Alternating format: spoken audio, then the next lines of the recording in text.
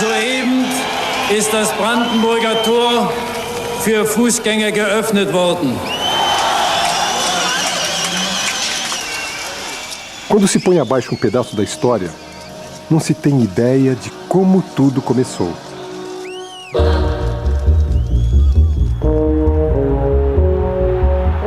Outubro, 1917. Aqueles primeiros passos dividiriam o mundo por mais de 70 anos. De um lado, o capitalismo. De outro, uma ideologia ainda inédita, talvez utópica, talvez impossível. A vitória da Revolução Socialista mudaria decisivamente os caminhos da história do século XX e o destino deste personagem em especial.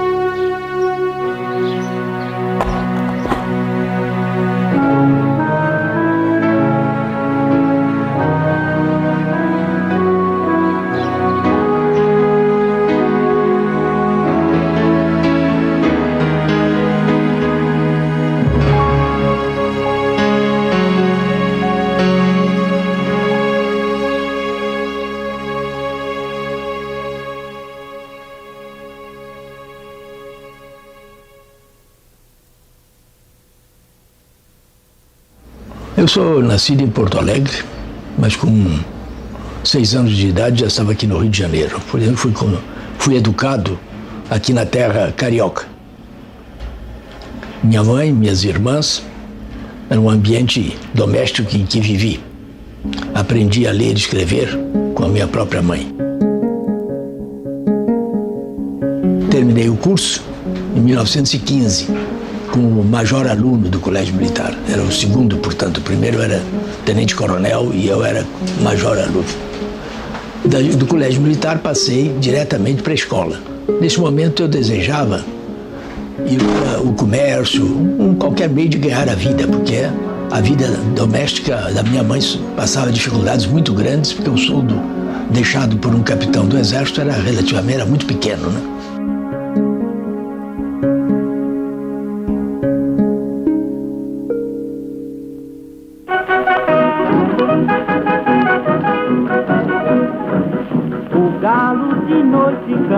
Toda a gente quis ver o que aconteceu.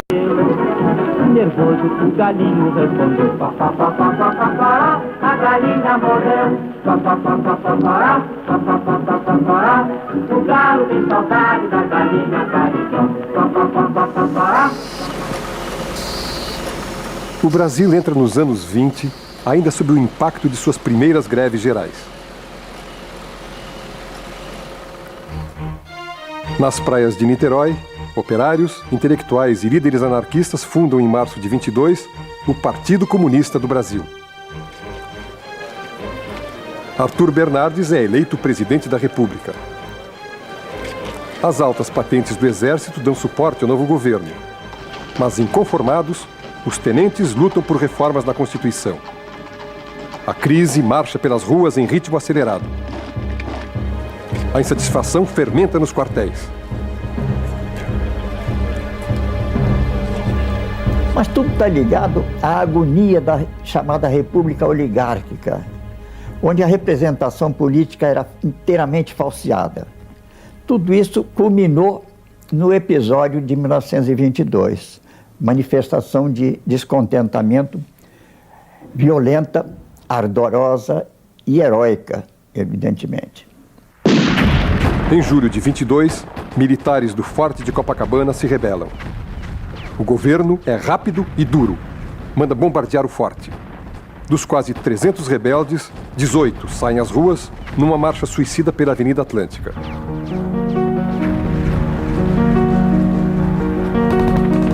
Apesar da derrota, floresce a semente do movimento tenentista.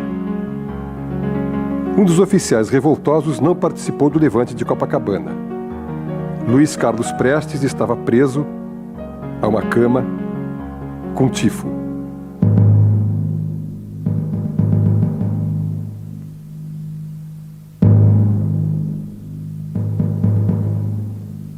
Vitimado pela repressão promovida por seus superiores, Prestes é enviado a Santo Ângelo, no Rio Grande do Sul, para supervisionar a construção de quartéis.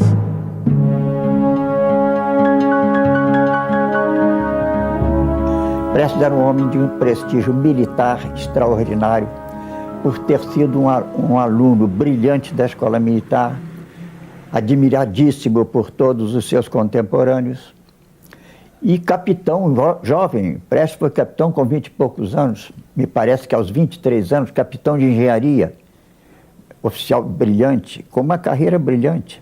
O comandante não desconfiava absolutamente de mim, porque eu era disciplinador terrível, era um Caxias, né? Dentro da unidade e disciplinado, de maneira que ele tinha inteira confiança em mim. Eu disse: aqui na companhia ninguém conspira. Eu somente terei ligações aí com os conspiradores e vou informando a vocês qual é o andamento do acontecimento, né? Pouco a pouco informarei, né? A conspiração tenentista não mais se resume às areias de Copacabana. 2 anos mais tarde, em 5 de julho de 1924, São Paulo se transforma na mais nova trincheira de luta contra o presidente Arthur Bernardes. Sob a liderança do comandante Miguel Costa, os revoltosos tomam a cidade, mas são rapidamente cercados pelos legalistas. São Paulo é castigada por fortes bombardeios.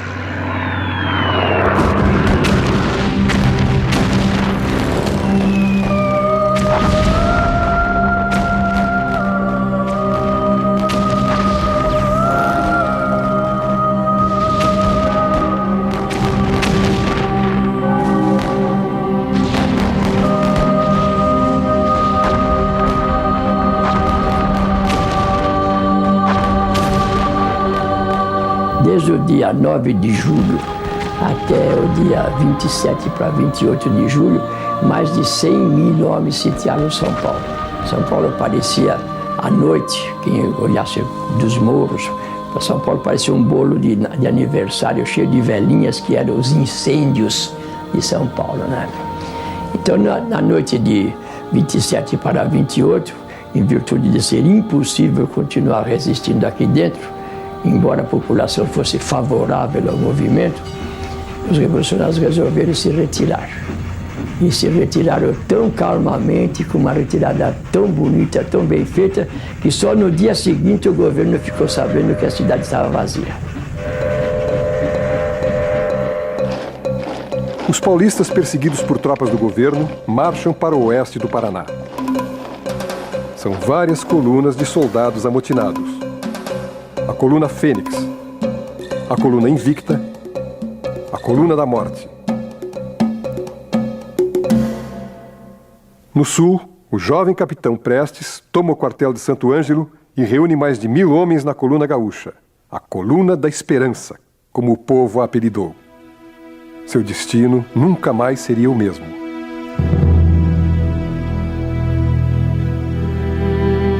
Vejo não mais ser possível resistir às intolerâncias dos nossos governantes. Levado por esta situação e pela aflição que sinto sufocar nossa gente, eu já não posso mais me calar. Preparem-se para enfrentar as duras consequências em face da atitude que terei de tomar. Afinal, foi a senhora que me educou dentro desses rígidos padrões morais e cultivou em mim a aversão a qualquer tipo de injustiça. Abraços, Luiz Carlos Prestes.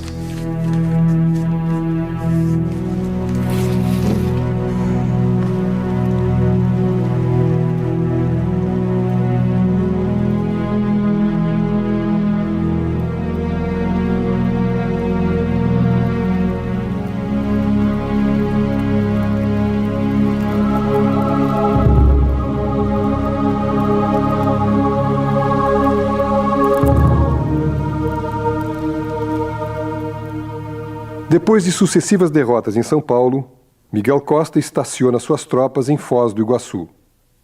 Prestes rompe o cerco no Rio Grande do Sul e se junta aos paulistas. Quando eu cheguei a Foz do Iguaçu, e só se falava, o único plano era retirar, abandonar o território nacional e passar para a Argentina. Aí eu me exaltei, né? Eu disse que não podia absolutamente aceitar, porque a minha coluna estava vitoriosa. Chegava lá vitoriosa para se unir com a coluna de São Paulo, né? E que não aceitava a derrota e passar para o estrangeiro nessas condições, porque eu não tinha nem como dirigir meus soldados vitoriosos e convidá-los para ir para o estrangeiro, né? Então o velho percebeu que, né, não era conveniente deixar gaúchos e paulistas separados. E fez como nós fazemos com um baralho, embaralhou todos, né? E constituiu uma nova organização da coluna, que ficou da seguinte forma organizada. Ele continuava como comandante em chefe, depois vinha um Estado-Maior. O Luiz Carlos Prestes era o chefe do Estado-Maior, o Juarez estava o subchefe, e 4 destacamentos comandados respectivamente por João Alberto, Siqueira Campos, Djalma Dutra e Cordeiro de Faria. Marchando, engrossaremos a coluna. A guerra no Brasil, qualquer que seja o terreno, é a guerra do movimento. Para nós, revolucionários, o movimento é a vitória. Quando a tropa estava marchando numa região em que não havia inimigo, eu, geral, organizava a vanguarda, a tropa saía toda, e eu ficava até a retaguarda. Deixava a retaguarda organizada para cobrir a cobertura da coluna, e depois, como eu tinha um passo muito largo, né, eu ia passando por toda a coluna, e eu falava com cada soldado, para que eu conhecia todos eles pelo nome, pelo apelido, etc. E isso me dava, e eu era uma espécie de juiz de paz, né? Todas as queixas, todas as dificuldades que cada um tinha, o que necessitava, era comigo que falavam, né? E o meu nome ficou na coluna, porque em qualquer lugar que chegavam, qualquer civil, morador, que vinha falar e reclamar ou pedir qualquer coisa, o soldado mandava, o coronel Prestes que vai, resolve. Então todo mundo ia procurar, o meu nome foi ficando por aí, e daí o nome com que a coluna ficou com o meu nome por isso, né?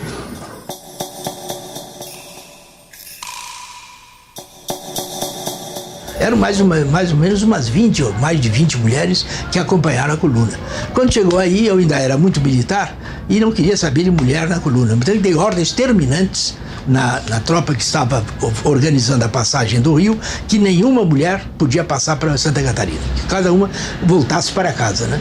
Mas eu fui última viagem, eu participei dela, eu fiquei até o fim. Quando cheguei lá em Santa Catarina, as mulheres estavam todas lá, né?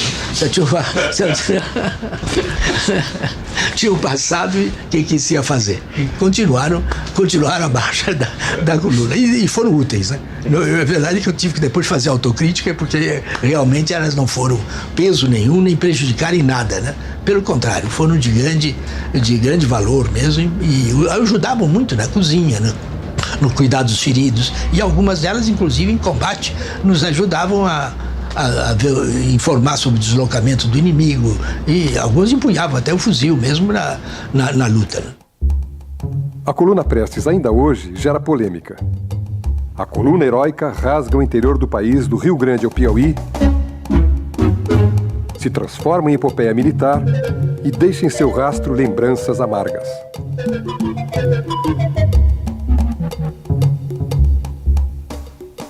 A coluna, por estratégia de sobrevivência, ela percorreu os lugares mais perdidos e mais inóspitos do Brasil, para ficar longe das estradas onde as tropas legalistas poderiam chegar, né? Então, de repente, aparecia aquele monte de homens, então eles me diziam assim, pareceu aquele povo esquisito, de fala revezada, que não sei o que estava fazendo aqui, que fazia uma bagaceira danada, comia a criação, prendia os donos, eu não sei o que eles vieram fazer, só Deus que deve saber, né? Então, essa era a impressão. De repente, aparecia aquele monte de gente comendo, precisando comer num lugar onde a comida não era suficiente, precisando vestir, precisando de mulher, né? E então eles viram a coluna como a maioria viu a coluna como uma tropa de ocupação. Então o povo fugia para o mato. Nós entramos em povoados mais tarde completamente vazios. E isso era um mal, né? Porque quando a cidade estava completamente abandonada, não era possível uma vigilância, etc., para impedir o saque, impedir que entrassem nas casas comerciais, etc., estava tudo abandonado. De maneira que isso aí via. Mas quando tinha população, a população era respeitada, nos recebia bem, nos facilitava tudo, fornecia mesmo víveres, alimentos, etc. De maneira que as relações eram realmente muito boas. Teve um agricultor que a mulher dele foi estuprada, ele ingressou na coluna para achar quem tinha estuprado, matou, voltou e virou um matador, morreu na prisão de Campo Grande, né? Quer dizer, a coluna acabou mudando o destino, a trajetória, a vida dessas pessoas.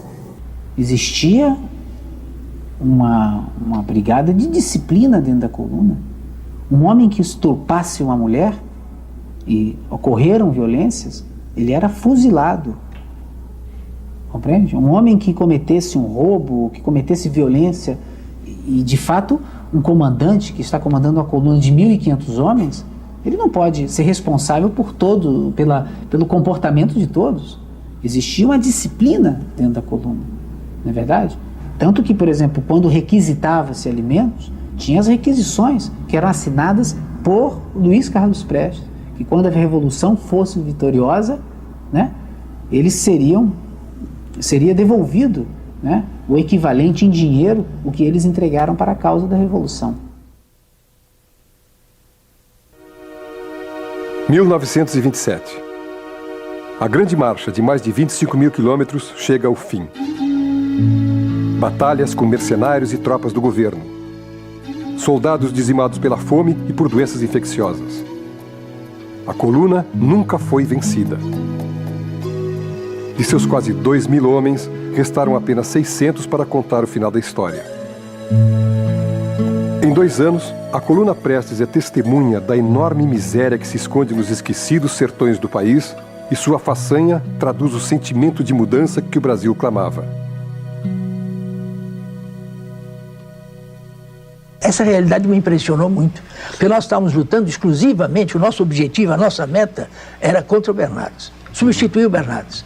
Mas diante desse quadro, chegamos à conclusão que nós estamos diante de um problema social muito sério. E nós éramos ignorantes. Por que um país tão grande, né, o povo visse nesse estado de miséria? Né? Foi isso que nos alertou para compreender que estávamos errados. Além disso, víamos, né, que quem mais sofria com a guerra civil eram os moradores. Prestes e o que sobrou de seus homens exilam-se na Bolívia. O cavaleiro da coluna Esperança deixa de ser o bravo comandante e se transforma em lenda, em um mito revolucionário.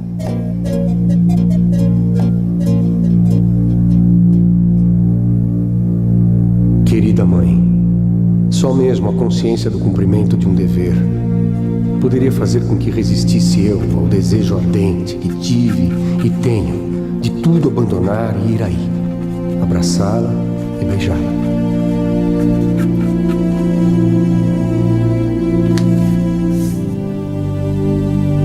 Astrogildo Pereira, secretário-geral do Partido Comunista, é um dos primeiros visitantes a bater a porta de Prestes no exílio boliviano. O jornalista traz alguns presentes em sua bagagem: artigos de Lenin e o Manifesto Comunista. Este é o primeiro contato do Cavaleiro da Esperança com o marxismo. A cuíca tá roncando. No Brasil, Washington Luiz chega ao poder com o apoio das velhas alianças.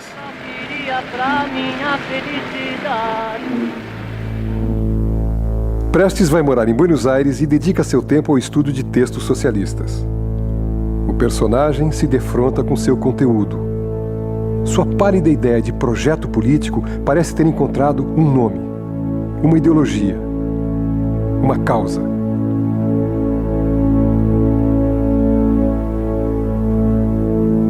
E cada vez mais me convencia de que a única explicação racional que atendia a minha razão para o problema brasileiro, da miséria que havia assistido no interior do Brasil, e cuja causa eu investigava e procurava saber qual era, só encontrava realmente era no marxismo.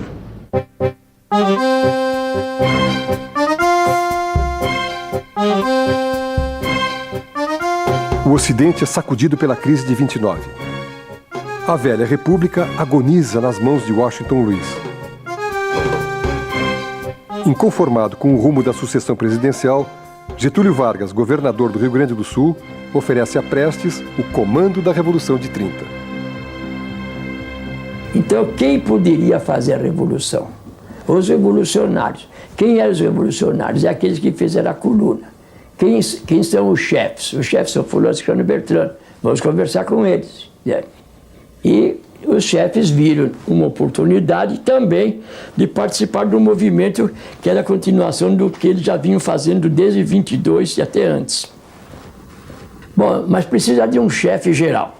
Então convidaram o Prestes para ser o chefe do movimento de 30. E ele, como bom hábil político, não disse não. Foi conversando. Para fazer o movimento, para comprar armas, munição, a gente precisa de dinheiro, tal, isso, aquilo. E ficaram de arrumar o dinheiro. Em reunião secreta com Vargas, Prestes coloca na mesa sua proposta de revolução popular e pede dinheiro e armas para sua causa socialista. Eles não chegam a um acordo, mas mesmo assim, Getúlio lhe envia 800 contos de réis.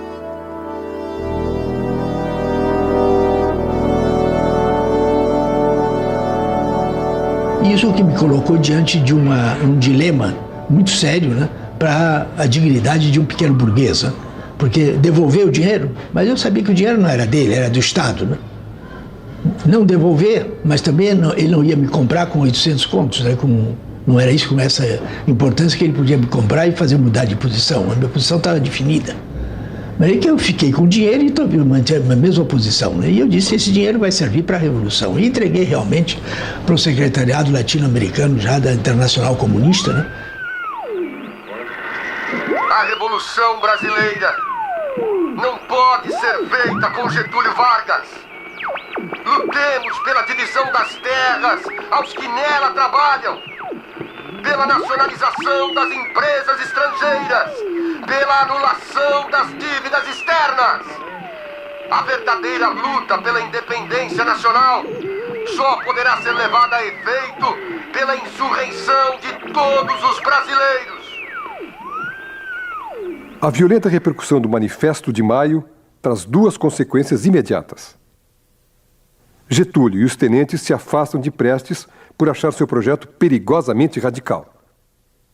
De outro lado, o PCB, comandado por Otávio Brandão, o acusa de ser pequeno burguês demais para defender ideias assim tão proletárias. – 3 de novembro. Os gaúchos amarram seus cavalos no obelisco da Avenida Rio Branco, em pleno Rio de Janeiro. É a vitória da Revolução de 30. Getúlio Vargas, ao lado dos mais famosos tenentes da coluna Prestes, toma o Palácio do Catete.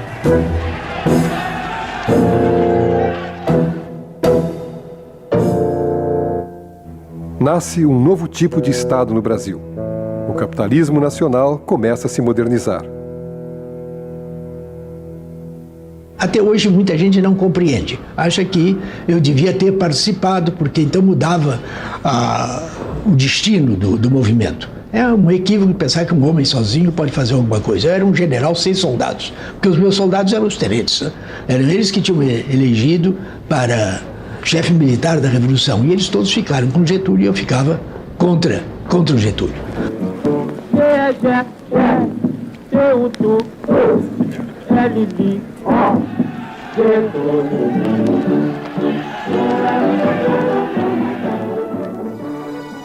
Prestes, o rebelde inflexível, isolado no exílio, desembarca em Moscou em 1931. Planeja o futuro em terras distantes. A Revolução de 30 abre frentes de inimizades eternas. A oligarquia queria Washington Luiz, que não queria Getúlio, que queria os tenentes, que não queriam o marxismo, que queria Prestes, que não queria Getúlio, que queria o poder.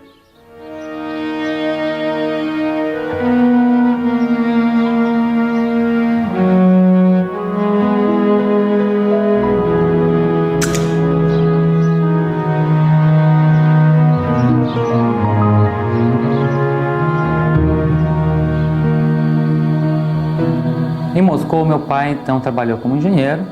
Outra função dele ele deu várias palestras criticando a coluna, analisando a coluna como um movimento pequeno burguês, que não ia levar em nada.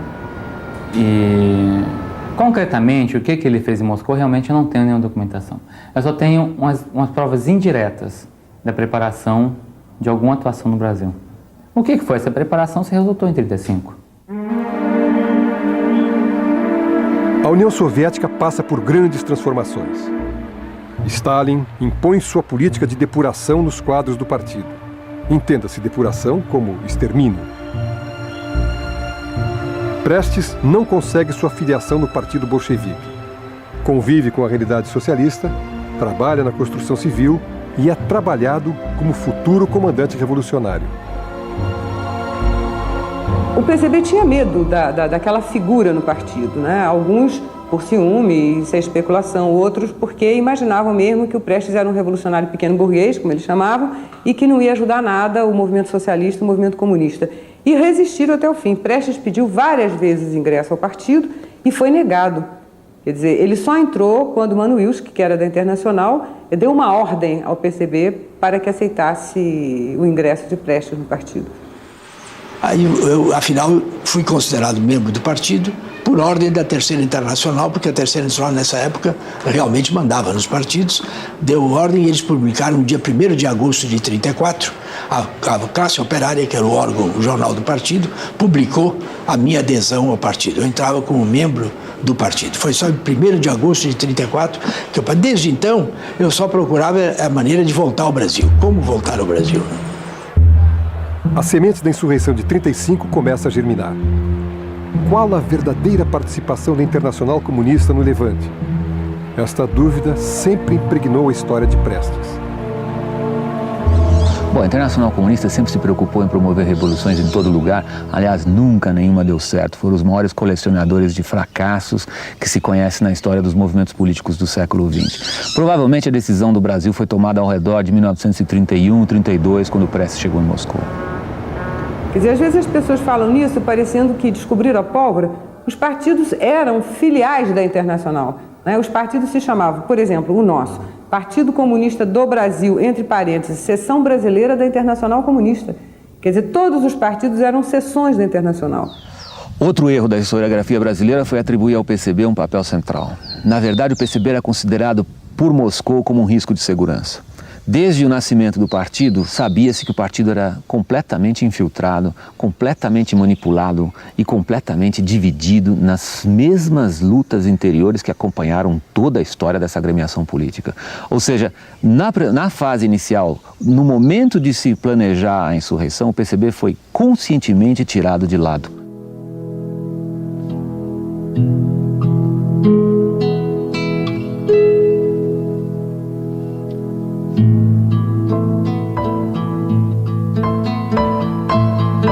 Ela era alta, uma mulher de 1,78 m, certamente parecia mais alta ainda ao lado do Prestes, que era um homem miudinho, baixinho, uma mulher de cabelos negros, de olhos azuis, e chamava atenção, sempre chamou atenção pela beleza, pelos traços físicos, além do caráter de ser uma mulher dura, uma mulher determinada, uma mulher enérgica. Chamava muito atenção, não só na juventude, na Alemanha, na União Soviética, mas aqui no Brasil também. Chamou muito a atenção dos militantes do partido pela beleza física. Era uma mulher muito atraente. E é exatamente nesse momento que ela é destacada pelo Manuilsky, por Dmitry Manuilsky, que era o secretário do Comintern, para fazer segurança do Prestes na volta do Prestes para o Brasil, para a tentativa de revolução de 1935. Olga era uma agente do Serviço de Espionagem Militar do Exército Vermelho. Os soviéticos sempre foram, desde o começo, obcecados com a ideia de juntar informação confidencial. Eu acho que Olga foi mandada ao Brasil com duas funções. Uma de recolher informações de caráter geral que servissem aos interesses do Exército Vermelho. A outra, realmente, a Olga tinha uma função, não há provas documentais disso, mas o tipo de trabalho que foram efetuados por outros que estiveram nos mesmos departamentos dela mostram que uma das funções seria ter um olho sobre Prestes, sim. E a fachada que foi montada pelo Comintern é de que era um casal em lua de mel, um casal de portugueses em lua de mel, Antônio e Maria Vilar, e um casal de portugueses ricos. E gente rica se veste muito bem e viaja de primeira classe. Então, eles fazem um zigue-zague pela Europa para desviar dos agentes internacionais de polícia, de inteligência internacional, que estavam em busca dela e não dele. Ela era a pessoa procurada. E nessa viagem, no meio do caminho, na viagem de Brest para os Estados Unidos, eles dormindo na mesma cama. Champanhe, passaram antes em costureiros franceses, em alfaiates franceses, para fazer um enxoval de gente rica.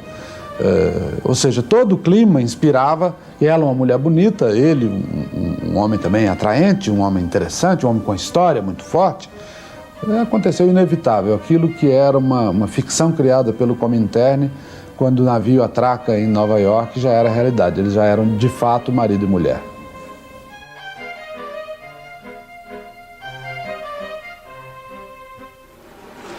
Não teve nenhuma romance, nenhuma coisa romanesca, né? De maneira que foi isso. Viemos juntos, né? E fui muito feliz com ela, era uma companheira de uma dedicação muito grande. Ela hoje é considerada uma heroína alemã, né? Ele disse, bom, eu não sei se o senhor sabe que Olga foi minha primeira mulher. Aquilo passou batido pelo meu ouvido, mas daí a um minuto acendeu um beat qualquer lá no subsolo. Eu fiz as contas e falei, bom, ele é 2 anos mais velho que o século. Se isso aconteceu em 35, ele tinha 37 anos, não pode ser. Aí falei, mas desculpe, o senhor disse que ela foi sua primeira mulher? O senhor quer dizer a primeira mulher com quem o senhor viveu? Ele disse, não, minha primeira mulher. E já ia continuando no assunto, eu falei, mas um momento, eu não entendi direito. Sua primeira mulher como? Ele disse, minha primeira mulher. Eu falei, o senhor quer dizer sua primeira paixão? Ele disse, não, minha primeira mulher. Foi a primeira vez que eu estive com uma mulher.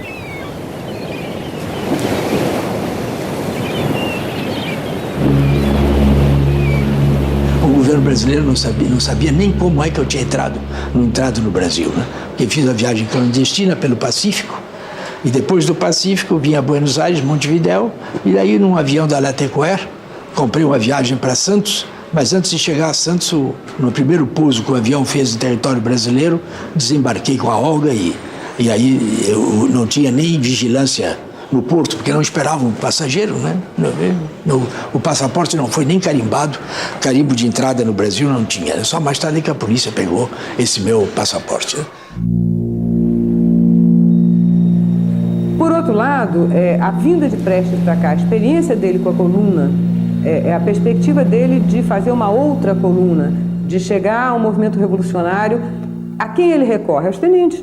Onde era o trabalho principal do Partido Comunista? Nos quartéis, no Exército.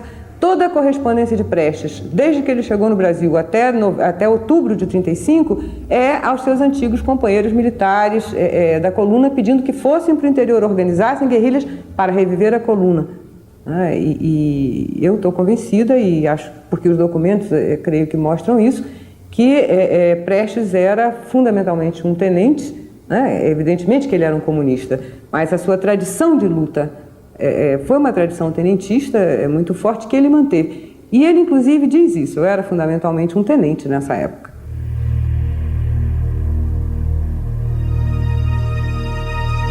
Uma grande polêmica se estabeleceu com a recente abertura dos arquivos de Moscou. Prestes realmente contava com o apoio estratégico de experientes agentes internacionais na preparação da insurreição comunista. Arthur Evert, ou Harry Berger, alemão, era o chefe da organização ao lado de Prestes.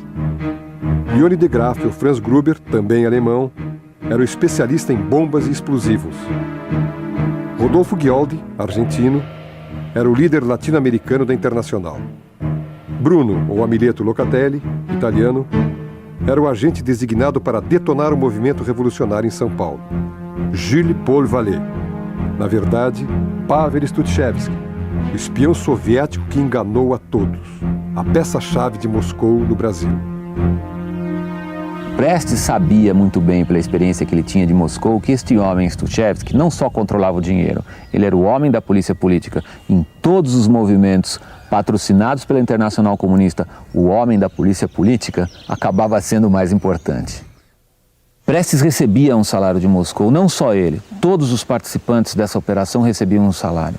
Os participantes brasileiros, ou seja, aqueles ligados ao Partido Comunista, eram muito mal pagos, inclusive. Havia ali um sistema de duas classes. Quem vinha de fora era privilegiado e recebia salários bastante bons.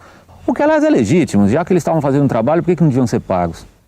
Primeiro, quando eu só comecei a trabalhar, eu tinha um certo medo de que a figura do meu pai vai ser de uma forma prejudicada, que eu vou encontrar alguma coisa que prejudique sua figura.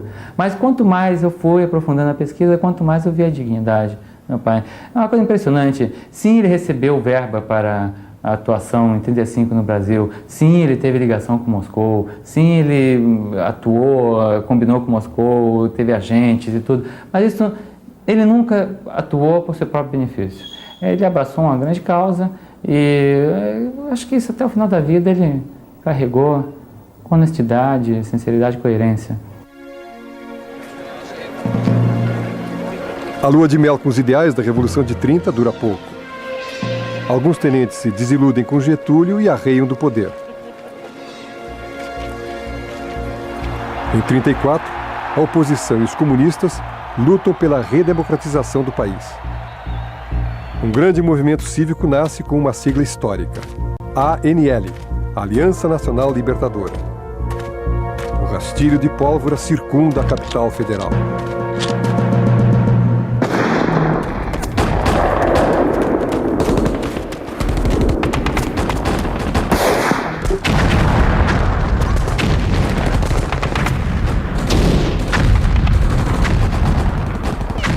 Em 25 de novembro de 1935, a cidade de Natal amanhece vermelha. O primeiro estouro é espontâneo e surpreende Prestes e a direção do movimento no Rio de Janeiro. Horas depois, em Olinda e Recife, os comunistas se rebelam e dominam as duas cidades. O levante não tem as dimensões planejadas. O Nordeste socialista é sufocado em menos de 3 dias. Quer dizer, em Natal foi um movimento de quartel. Mais uma quartelada que durante o ano desde 30 vem ocorrendo no Brasil com a maior frequência. Eu fiz o levantamento de algumas, mas não passava muitos meses sem haver uma rebelião de quartel. E houve esse movimento de quartel por causa da expulsão de uns militares que tinham feito baderna lá. Quando detonou a Revolução em Natal, a de Recife foi resolução da direção do partido em Recife. E Prestes, quando sabe que a posição dele, isso está nos documentos e ele repetiu sempre mais tarde, era o seguinte: e agora, o que a gente vai fazer? Houve uma grande discussão no Brasil se a ordem para deflagrar o movimento veio de Moscou ou se foi dada pelo Prestes. Na verdade, foi dada pelos dois, por uma daquelas coincidências históricas que, se a gente colocar num filme, todo mundo acha que é um roteiro mal feito. É o seguinte: Prestes pergunta a Moscou: posso ir para a luta? E Moscou manda a resposta: vá, porque eu estou dando mais dinheiro. Só que as coisas andaram mais depressa do que o Prestes imaginava. E ele foi obrigado a ir para a luta antes que a resposta positiva de Moscou chegasse. Então, no fundo, quando o Prestes dizia, como ele disse durante a vida toda, fui eu que dei a ordem, ele está dizendo uma meia-verdade, porque ele ocultou que ele primeiro pediu ordens. Dei as ordens principais, algumas delas foram apreendidas pela polícia, né? Outras são conhecidas, né? Particularmente aí para o 3º Regimento de Infantaria, que o chefe, o dirigente revolucionário é eu, Agildo Barata, com um grande número de oficiais que o seguiam. E o movimento foi, a verdade, foi puramente militar. A Escola de Aviação Militar se levantou e o 3º Regimento. E o pior que aconteceu é que a luta dentro do 3º Regimento foi uma luta muito séria, demorada, facilitando que o governo fechasse aquela desfiladeiro que é a Praia Vermelha.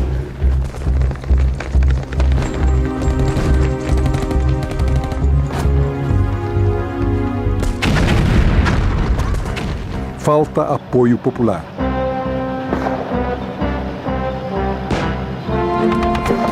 Não estouram as greves esperadas. Só os quartéis mostram algum fôlego. Depois de milhares de balas e poucas baixas, os destacamentos se rendem.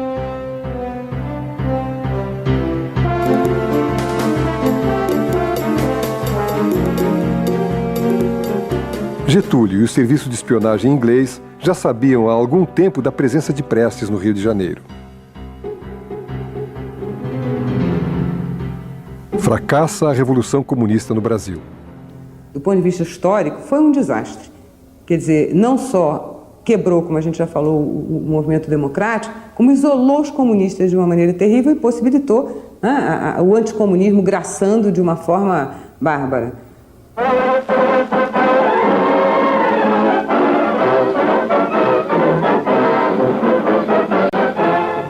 O governo e o povo brasileiro homenageiam a memória dos que tombaram em defesa das instituições nacionais em 27 de novembro de 1935.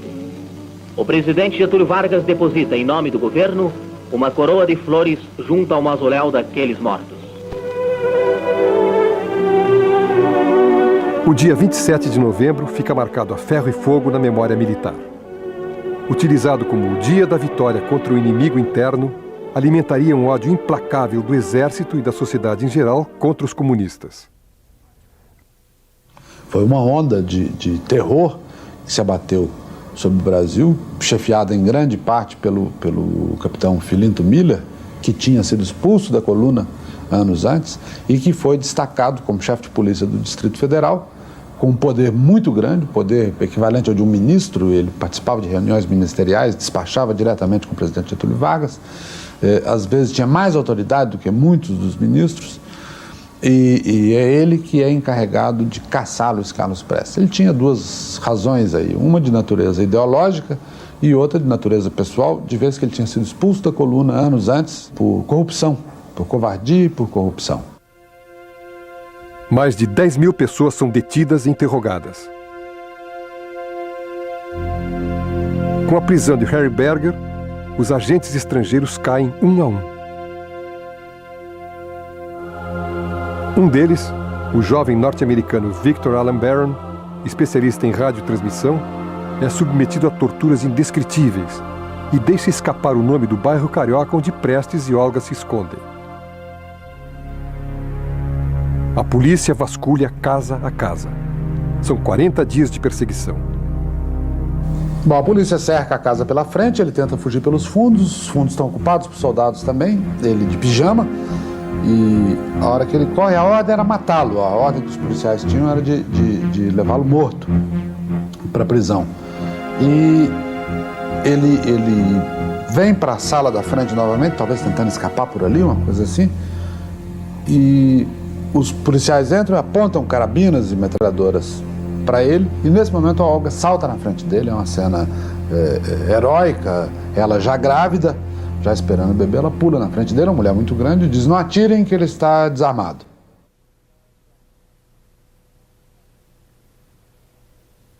Fomos arrancados de casa, eu de pijama mesmo, de chinelos, descemos a rua Honório, enlameada, porque havia chovido muito em todo esse período, esses 40 dias foram de muita chuva no Rio, até que me colocaram no automóvel com a Olga e fomos levados para a Polícia Central.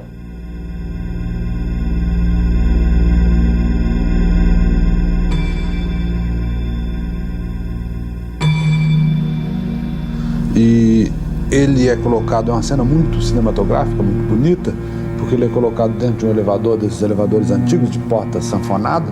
Ela está do lado de fora, a porta do elevador fecha e é a última vez que eles se veem na vida.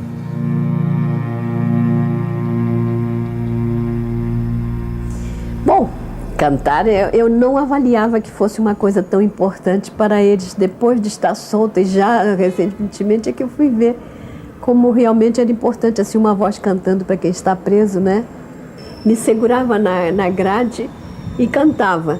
Cantava todas as canções revolucionárias, que tinha uma versão do hino nacional, que eu não me lembro, e tinha essa versão da Cidade Maravilhosa, que era Praia maravilhosa, cheia de balas mil, vermelha e radiosa, sentinela do Brasil.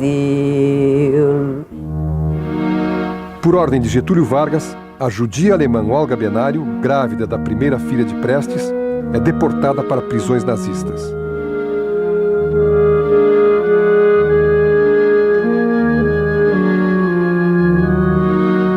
Anita nasce no final de 36 e, ainda bebê, é resgatada das celas alemãs por sua avó paterna para ser educada sob a lembrança da mãe e a glória do pai.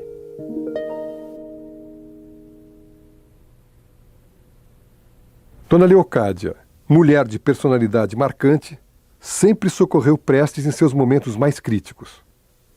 Com Anita nos braços, percorre o mundo lutando pela liberdade do filho que padece nos porões da ditadura Vargas.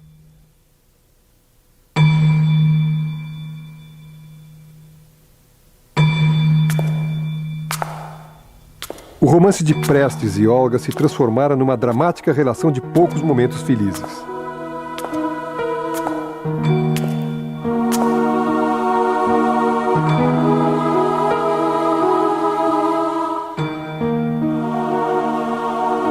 Olga é executada numa câmara de gás em 42, num campo de concentração no sul da Alemanha.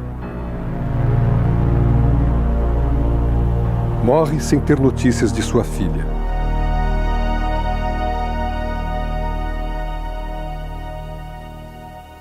Quando a mulher de Berger foi presa, Olga já estava presa. Por engano, o guardinha lá, que aliás era muito simpatizante, nos ajudava muito, né? Simpatizante humanamente, né? Não politicamente. E, então, ele, por engano, levou-a lá para a nossa sala, a mulher de Berger, sabe? Então, nós pudemos ouvir o depoimento dela sobre os sofrimentos terríveis que eles tinham tido, ela e o marido, na polícia especial, que eram aqueles bandidos terríveis, né? Inclusive, ela mostrou os seios marcados todos de queimaduras de cigarro, né?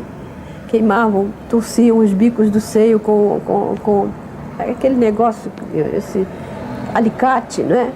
Enfim, tudo isso ela contou ali rapidamente. Tinha chegado ali, logo uma hora depois, ou menos, sei lá, vieram buscá-la, que não era para ela ficar conosco, ela ficou isolada. Num dado momento, depois de simularem fuzilamento, depois de simularem que estavam enterrando viva a mulher dele no Morro de Santo Antônio, eles enfiam um arame na uretra dele, no pênis dele, deixam a ponta do arame para fora e esquentam a ponta do arame com um maçarico para tentar fazê-lo confessar, e ele não abre o bico. Ele saiu do Brasil praticamente louco.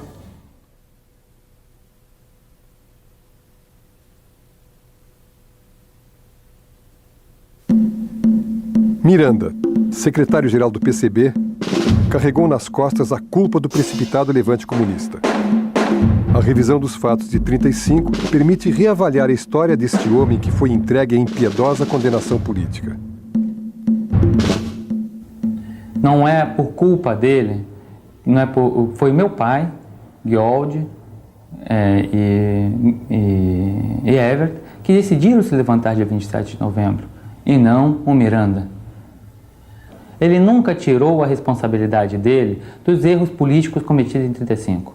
Sempre meu pai dizia que aquilo foi um erro, foi um equívoco, foi sectarismo e tudo. Mas o que ele nunca poderia dizer é de que teve um apoio maciço da União Soviética.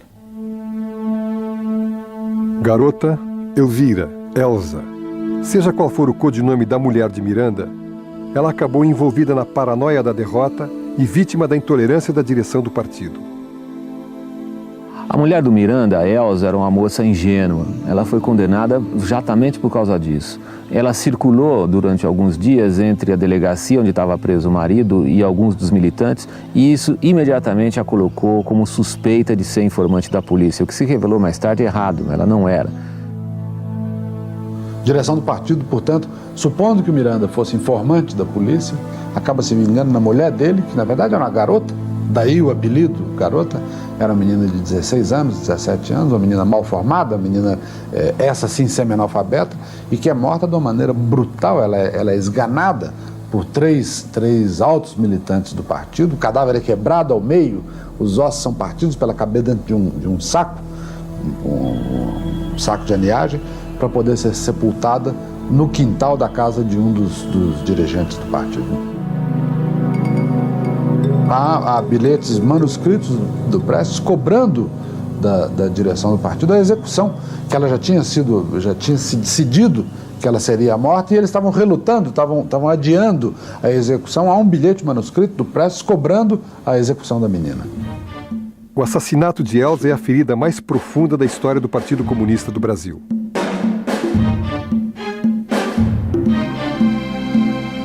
Este trágico justiçamento gera um processo-crime contra Prestes, que é condenado a 30 anos de prisão. O horizonte não traz boas novas, mas se alguém cavalgou a esperança, pode muito bem domar o pessimismo.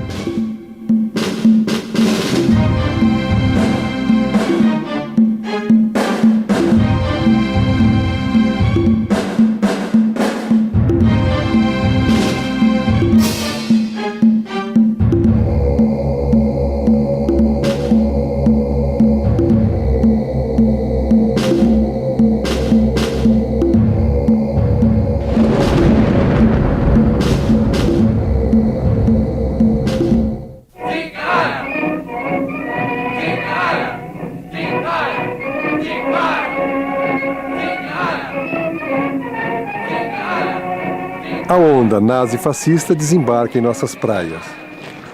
Os camisas verdes arregaçam as mangas, liderados por Plínio Salgado, uma espécie de Führer tupiniquim, e se unem a Getúlio Vargas na destruição de um inimigo comum, o já esfacelado Partido Comunista do Brasil.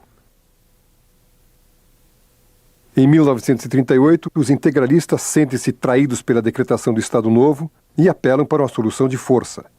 Tentam tomar o poder e invadem o Palácio do Catete. Poucas horas depois, 1.500 camisas verdes são presos e Plínio é mandado para o exílio em Portugal.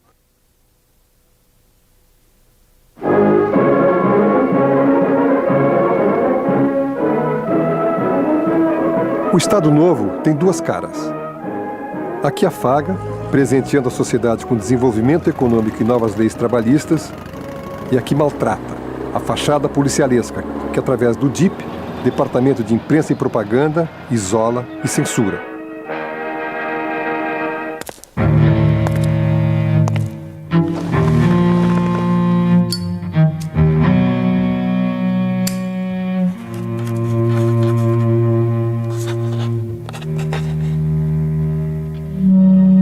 Prestes amarga incomunicável seus anos de prisão e desconhece a morte de sua mãe, Dona Leocádia.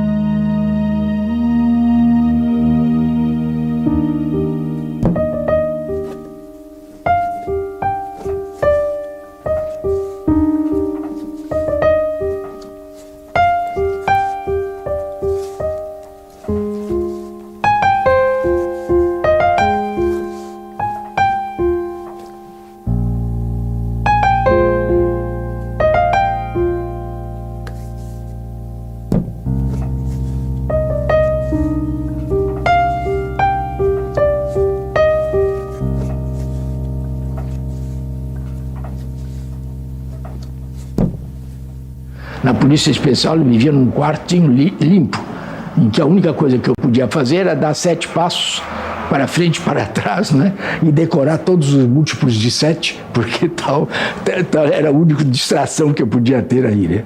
Embora eu conseguisse, através dos próprios guardas da Polícia Especial, nunca passar mais de 3, 4 dias sem jornal, né? Embora fosse proibido, eles me davam um jornal. E eu não sei como não fiquei cego, né? Porque eu cortava o jornal em coluna dupla, enrolava, e como os dias eram dias de frio, eu deitava na cama e com o cobertor, por baixo do cobertor, eu ia desenrolando e lia tudo, né? Ironicamente, um católico praticante, o advogado Sobral Pinto, defende Prestes na prisão, mesmo contra sua vontade.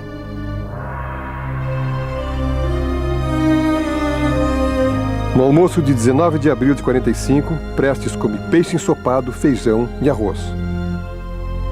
Esta é sua última refeição na penitenciária. Com o final do Estado Novo e a anistia aos presos políticos, seus 30 anos de prisão se resumem a 9. Agora, com 47 anos, Prestes, já nomeado secretário-geral do Partido Comunista do Brasil, finalmente vai dormir em casa.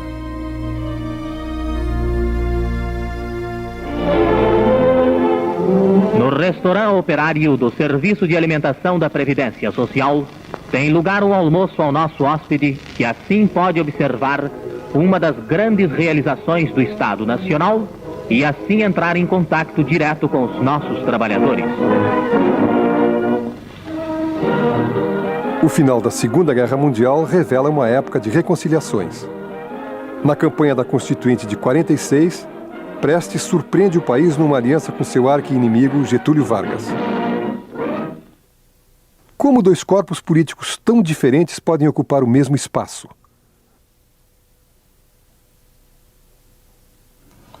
Um dos gestos mais polêmicos praticamente da vida do Prestes é o apoio que ele dá a Getúlio Vargas em 1945, pouco tempo depois de ter sido executada, de Olga ter sido executada num campo de concentração, numa câmara de gás, na Alemanha. Muita gente, inclusive, deixou o partido por causa disso, figuras expressivas abandonaram o partido porque não podiam concordar com isso. Eu perguntei ao Prestes, num depoimento gravado, o que é que o tinha levado àquilo. Ele respondeu sem triunfalismo e também aparentemente sem nenhum arrependimento, com uma frase. Ele disse: os interesses do povo estavam acima das minhas tragédias pessoais. Ele não chegou a fazer acordos com Getúlio, ele apoia Getúlio, ele sobe num palanque, inclusive uma foto nebulosa dá a impressão de que o Prestes está levantando a mão do Getúlio. Não é verdade, que está segurando o microfone para Getúlio, não é verdade, é uma outra mão que está ali por trás. Mas efetivamente ele apoia Getúlio Vargas em 1945. Filhos de operários utilizam-se dos brinquedos instalados na Quinta da Boa Vista durante as festas comemorativas do Dia do Trabalho. Aproveitando o 1º de maio... O Partido Comunista respira pela primeira vez a legalidade. O PCB prepara-se para a estreia nas urnas da Constituinte. Prestes ensaia sua nova fase, o contato com o público, que só o conhece através de seus polêmicos manifestos e pela lenda em torno de seu nome. Quando Prestes saiu da prisão, ele veio para um comício aqui em São Paulo, a 15 de junho de 1945. Eu morava na Avenida Angélica e vi uma grande movimentação de pessoas no Pacaembu. Não era dia de jogo de futebol. Que movimentação é essa? Aí eu quis saber o que era, fui até lá. Eu morava perto, desci no Pacaembu, cheguei no portão, perguntei a uma pessoa: que é isso aqui, esse ato? Isso é um comício. E eu não sabia o que era comício. Aí entrei e disse: é o Prestes? Eu nunca tinha ouvido falar no Prestes. Nunca. São Paulo a Luiz Carlos Prestes, marco decisivo na marcha para a democracia. Pablo Neruda, o poeta do Chile, senador em seu país pelo Partido Comunista, veio a São Paulo especialmente para assistir ao comício. Neruda escreve a sua saudação ao povo brasileiro. Desde todos los rincones de nuestra América, el pueblo te saluda, Prestes, con sus pequeñas lámparas en que brillan las altas esperanzas del hombre. Hoy pido un gran silencio de volcanes y ríos. Un gran silencio pido de tierras y varones. Pido silencio a América, de la nieve a la pampa. Silencio. La palabra al capitán del pueblo. Silencio. Que el Brasil hablará por su boca.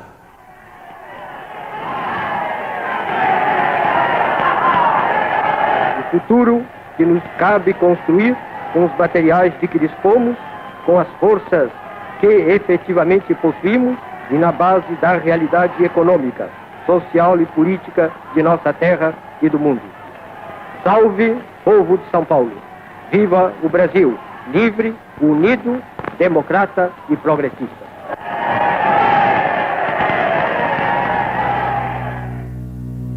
– 1946. Depois de longos anos de ditadura, o Brasil vive eleições livres. Prestes é o senador mais votado do país e a bancada comunista reúne 15 nomes, entre eles o escritor baiano Jorge Amado. O PCB inclui na nova Constituição a lei de greve e a Declaração dos Direitos Civis. O partido cresce a olhos vistos.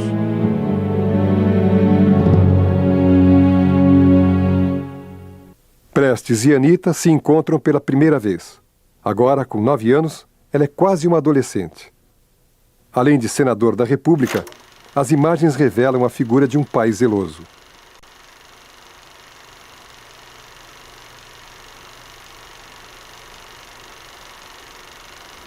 A legalidade dura um minúsculo ano.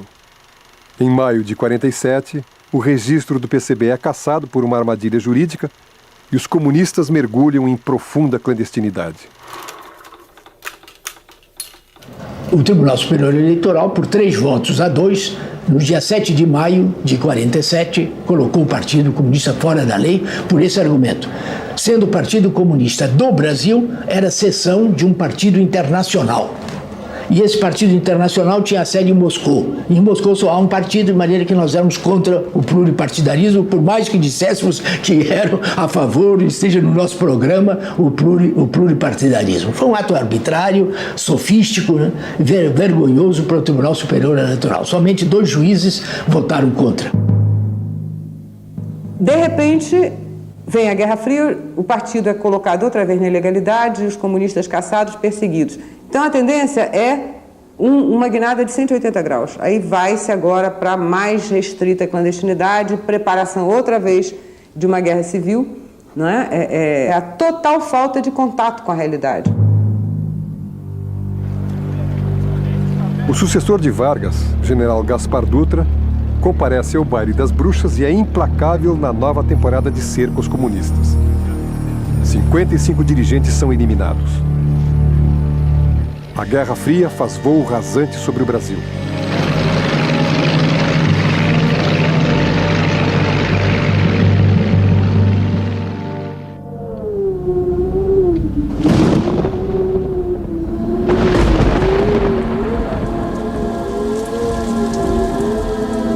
No início dos anos 50, um terrível e definitivo conflito parece iminente. Capitalismo e comunismo medem forças num cabo de guerra irresponsável.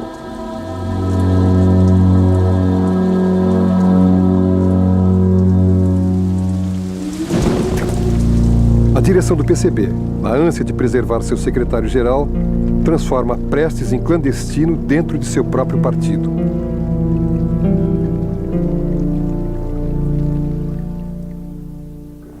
Ele era prisioneiro da executiva, não era do conselho, do comitê, era prisioneiro da executiva. A executiva não tinha nem interesse que ele tivesse contato conosco.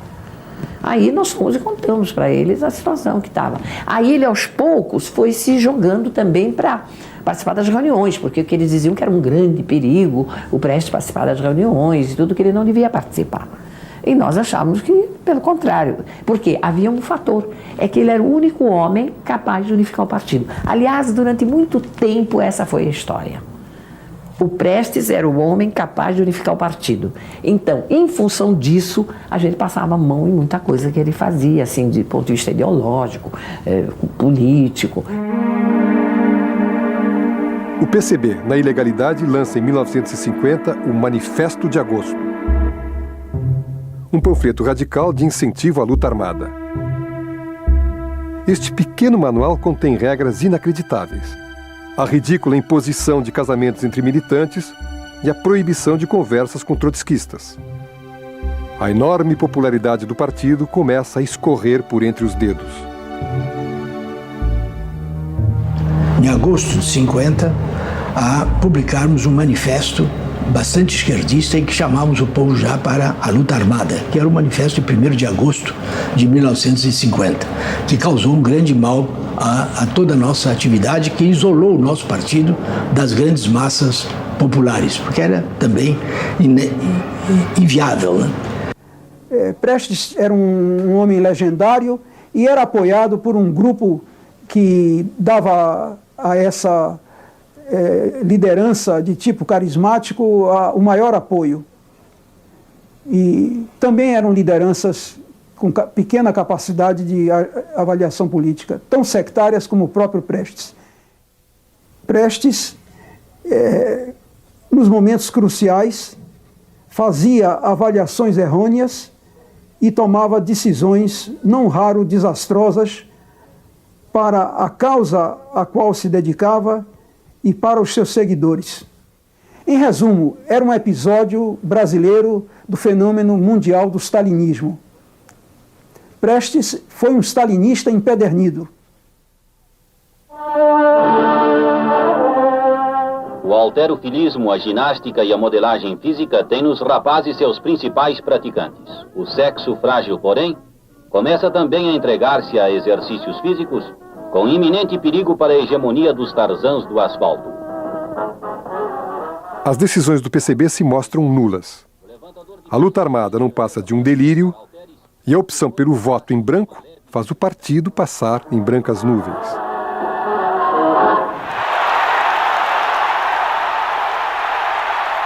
1950. Getúlio Vargas investe seu segundo mandato presidencial na industrialização do país. O petróleo e o aço são nossos. Apesar da enorme popularidade, Getúlio sofre todo tipo de pressão, de Carlos Lacerda aos comunistas. Colocado entre a renúncia e a morte, Getúlio não vacila.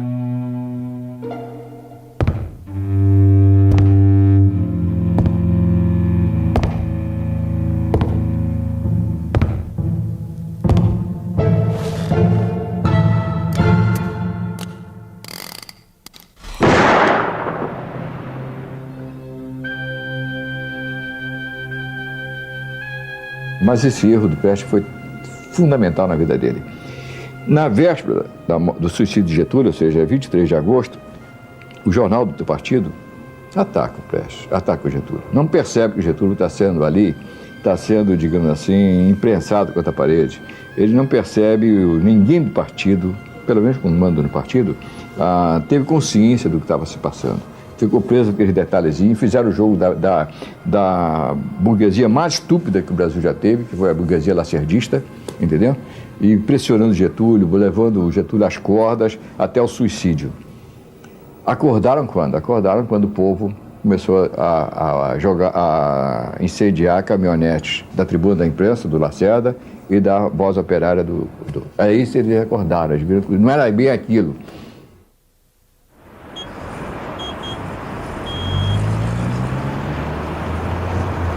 Durante a década de 50, Prestes vive de aparelho em aparelho, ainda na ilegalidade.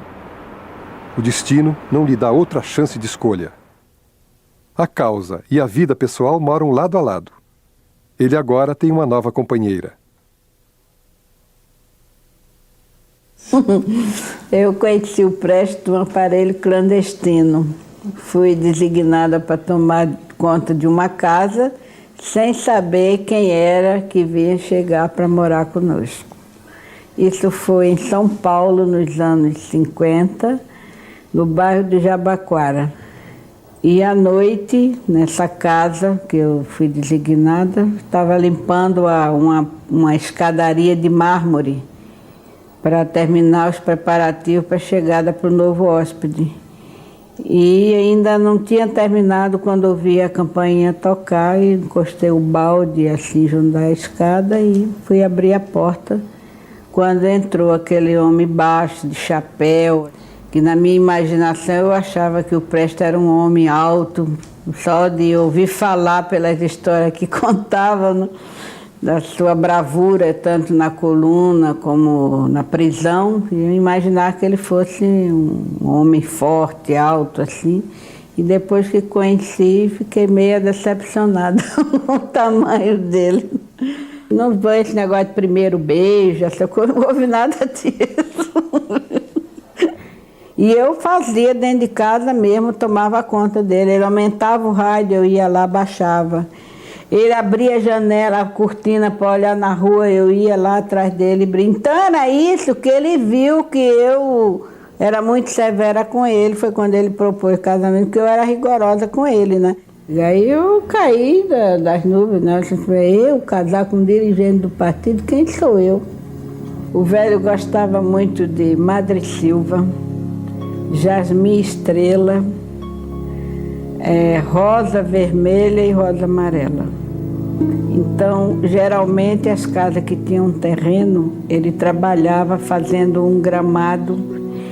E no meio desse gramado fazia uma cova e a gente plantava sempre uma roseira vermelha, aquela príncipe negro, e a rosa amarela, rosa chá, se não me engano. Que quando começava a florescer, ele ficava lá admirando as rosas. Gostava muito das rosas.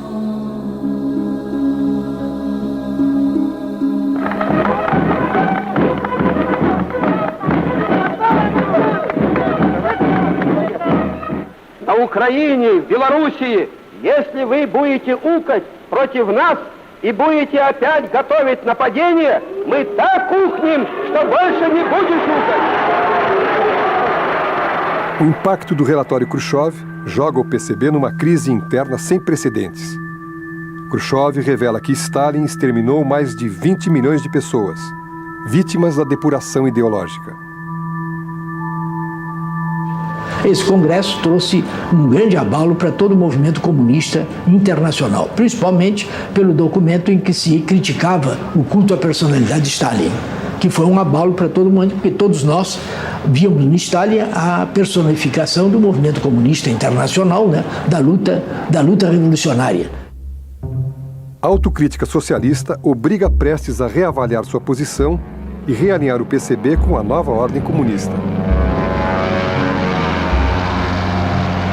Suspensa sua prisão preventiva, Prestes é de novo um cidadão comum.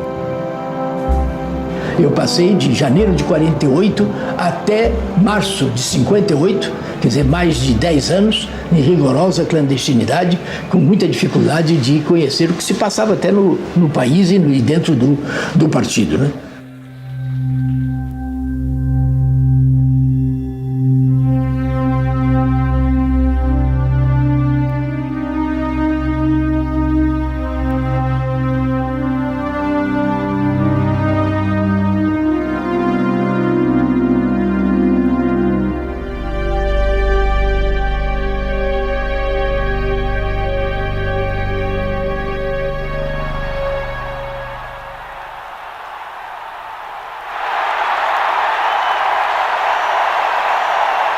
Em 1955, o Brasil renasce de espírito desarmado. Juscelino Kubitschek inaugura Gordines, abre o país ao capital estrangeiro e faz seu sonho se erguer no Planalto Central.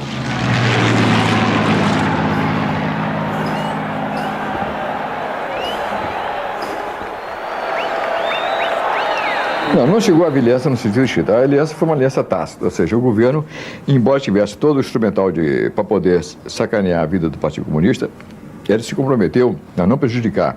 Não iria botar nenhum comunista preso, como não botou, não iria perturbar os movimentos paralelos que o partido fazia, vários organismos, várias organizações, vários movimentos classistas, uma certa penetração no meio sindicais. Enfim, o governo ia tratar o comunista como se não existisse, nem para o bem nem para o mal. Por sua vez, o Partido Comunista não iria bagunçar o terreno, ou seja, não iria provocar grandes agitações, grandes greves, ia dar um sursi para o governo. Isso funcionou a contento, funcionou 100%. Em 1961, o Brasil anda na corda bamba do peculiar humor de seu novo presidente eleito. Jânio Quadros, como um galo de briga, dita regras bastante incomuns. Proíbe o biquíni de 2 peças em Ipanema e sacode maracas com revolucionários cubanos em Havana.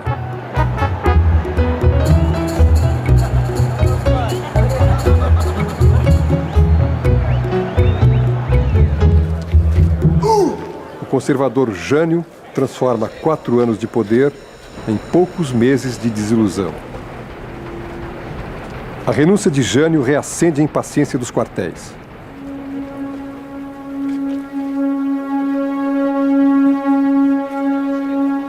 Para esta nova crise institucional é servida uma solução caseira. Meio parlamentarismo, meio presidencialismo. João Goulart e Tancredo Neves dividem a mesma cadeira. Hoje é o grande dia da democracia. É o grande dia da liberdade. é o grande dia da independência. Aqui estamos para levar aos lares de São Paulo... 1962. O parlamentarismo tem vida curta e não resiste à crise. Um plebiscito confirma Jango na presidência da República e aguça o desejo nacional por mudanças e conquistas sociais. Ao presidente constitucional, eleito por você, por nós, que representamos o povo, o senhor João Goulart. Dentro de mais alguns instantes, os telespectadores verão... Por que não se desencadeou logo um processo transformador naquela hora? Eu chego à conclusão que nós éramos uns inexperientes. Éramos, no fundo, muito jovens. Nos faltava um conhecimento mais a fundo das coisas, das pessoas, né? Das realidades. Porque eu acho que a história nos deu aquele momento de bandeja e passou.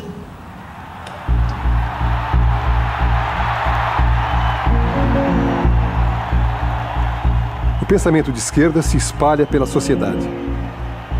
O temor da eclosão de um movimento revolucionário assusta a elite brasileira e coloca a caserna em estado de alerta. O país se radicaliza rapidamente.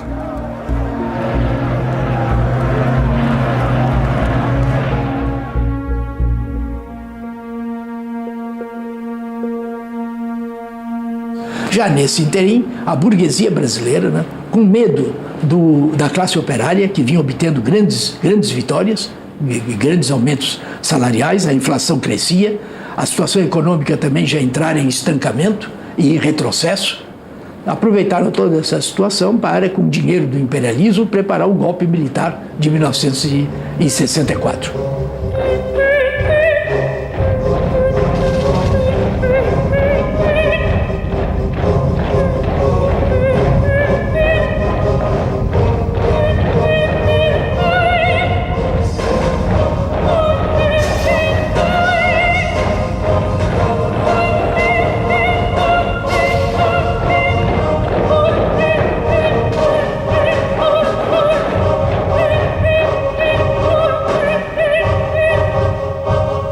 Estávamos sentindo que uma reação se preparava, mas jamais imaginávamos que pudesse se desencadear assim, tão rapidamente. Tanto isso é verdade, que não houve resistência ao golpe, praticamente. Tudo caiu como um castelo de cartas. Porque eu penso que a direita, o golpismo, não tinha condições de tomar o governo, de dar aquele golpe. Foi a nossa inconsciência, foi o nosso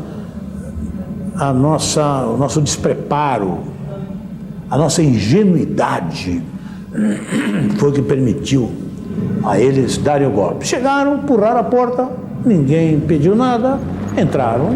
Dali um pouco tinha mais 2 portas, empurraram as outras 2 portas, não tinha ninguém também, entraram.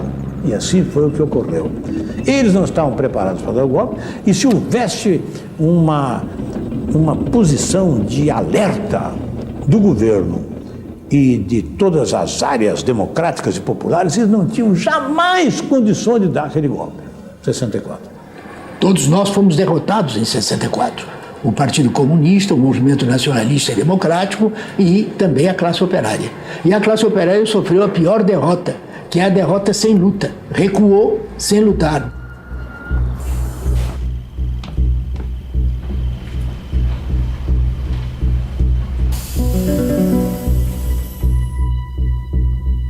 Logo após o golpe de 64, a varredura policial encontra grande quantidade de documentos guardados na casa de Prestes. Entre eles, as polêmicas cadernetas, que mais tarde se verificou serem registros sem importância. Ele é acusado de ser um descuidado arquivista do partido e de superestimar a capacidade de resistência de Jango aos militares. A esquerda novamente faz uma leitura equivocada do momento político e sucumbe ao golpe. Eles então levaram tudo que o Prestes tinha. Foi 2 caminhões lotados. Tudo. roupa de criança. A Maria tinha ganho um casaco de pele de onça, que era tentado em Moscou, muito bonito, porque eu não levei nada. E Prestes tinha muitas talheres de prata, porcelanas. Ele ganhava muito presente, né? Ele era sempre assim. Levaram tudo embora. Até as lâmpadas eles tiraram.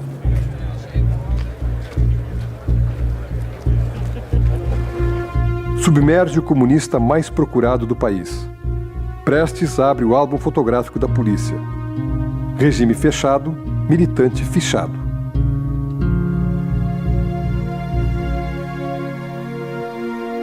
Luiz Carlos Prestes, agora com mais de 60 anos, é pai de mais 9 filhos. Ermelinda, Rosa, Mariana, Zóia, Paulão, João, Luiz Carlos, Yuri, Pedro.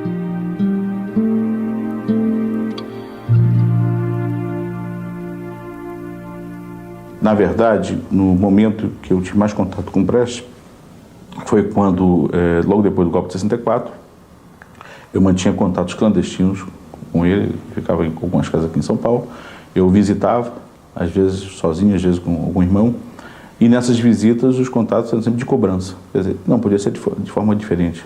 Sempre. Eu era o irmão, o filho que na verdade substituía, porque era o mais velho, entendi, em Vila Mariana.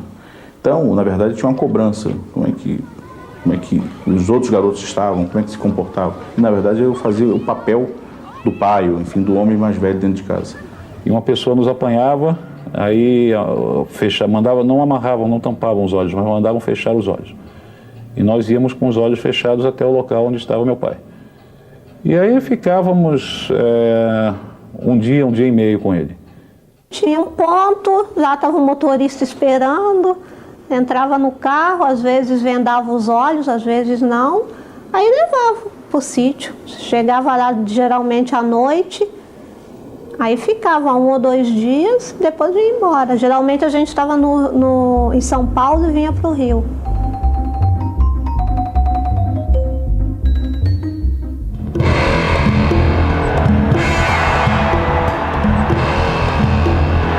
PCdoB, linha cubana, PCBR, Polop, Foquismo, Via Chinesa, linha rural, linha pacífica, ARN, ala vermelha, dissidência comunista, AP, dissidência urbana, VAR Palmares, urbana, VTR, Foquismo, Via Chinesa.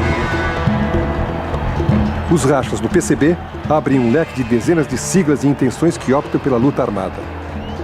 O Partidão, convicto, defende a ideia de resistir ao regime militar através das vias pacíficas.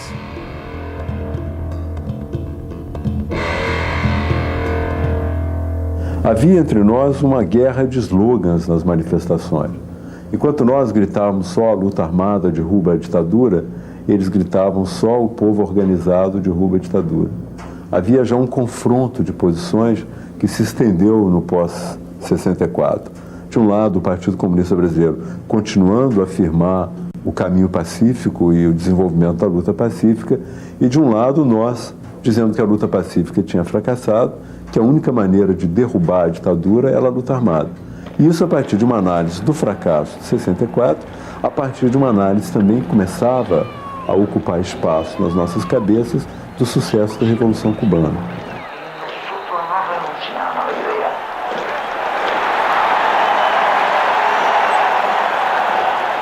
A direção do partido, no entanto, a maioria do Comitê Central, era contra isso, achava que não havia condições. Nós não somos contra a luta armada. A luta armada é uma forma de luta que a própria massa pode escolher em determinados momentos. Mas naquela época a luta armada era um erro. Era uma coisa equivocada. Uma coisa equivocada. Inclusive pelo seguinte, porque o senso comum indica que você não deve travar a luta no terreno em que o inimigo é mais forte. Não é verdade? Se eu não tenho arma e não tenho gente armada, nem treinada para armar, eu vou desafiar o exército, Forças Armadas, para lutar comigo? Isso é um contrassenso.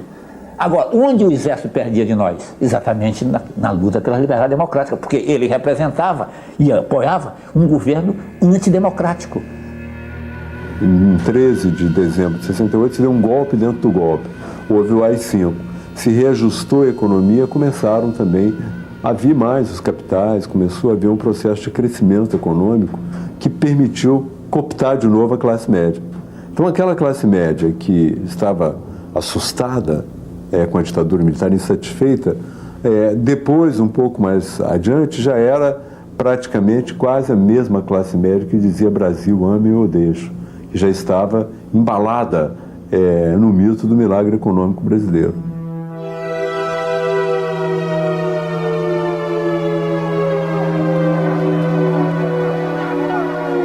Muitos jovens militantes pegam em armas para combater o regime militar. Assaltos a banco, sequestros, trocas de prisioneiros, repressão, tortura. É mais uma exibição do filme triste da repetitiva história brasileira.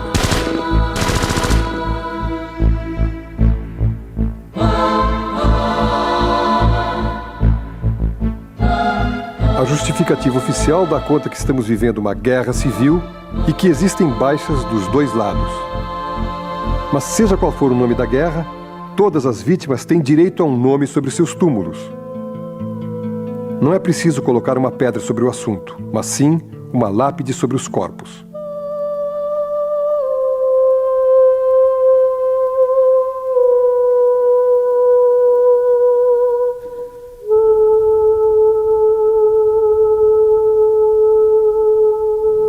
Nós fomos dizimados.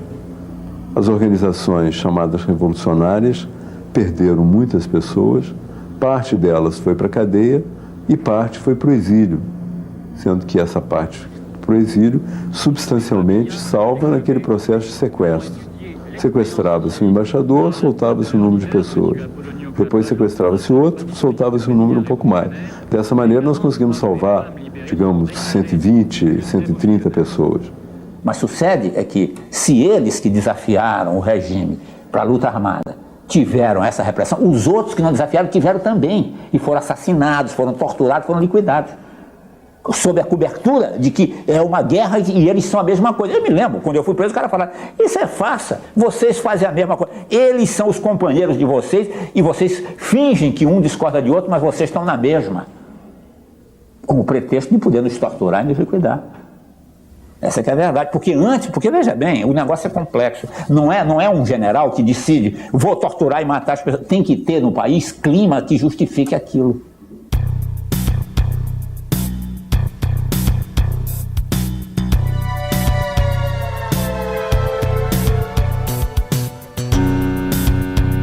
Enquanto a maioria é embalada pelo sonho do Tri, Prestes, disfarçado, arruma as malas para resistir fora do país. A sociedade civil, contando com vários comunistas, começa a se articular em torno da bandeira da redemocratização. Em 71, a reunião do Comitê Central, proposta de numerosos companheiros, ficou resolvido que para salvar a devida perseguição que se intensificava, o Comitê Central, numa de suas reuniões, podia cair todo, era necessário que uma parte do Comitê Central fosse para o estrangeiro. Eu compreendi que não era por segurança, era para me isolar e isolar outros companheiros da direção partidária. Mas aceitei, porque era a única saída naquele momento. De maneira que em março de 71 eu fui para o estrangeiro e fui para a União Soviética, onde fiquei até a anistia em 79.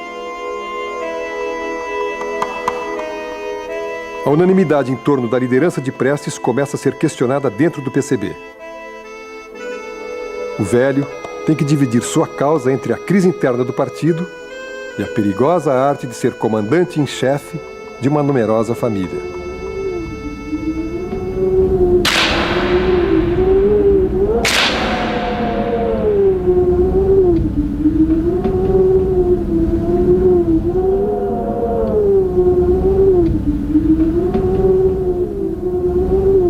As mãos enrugadas de Prestes no trato das rosas têm que suportar o frio de mais uma temporada de exílio na União Soviética.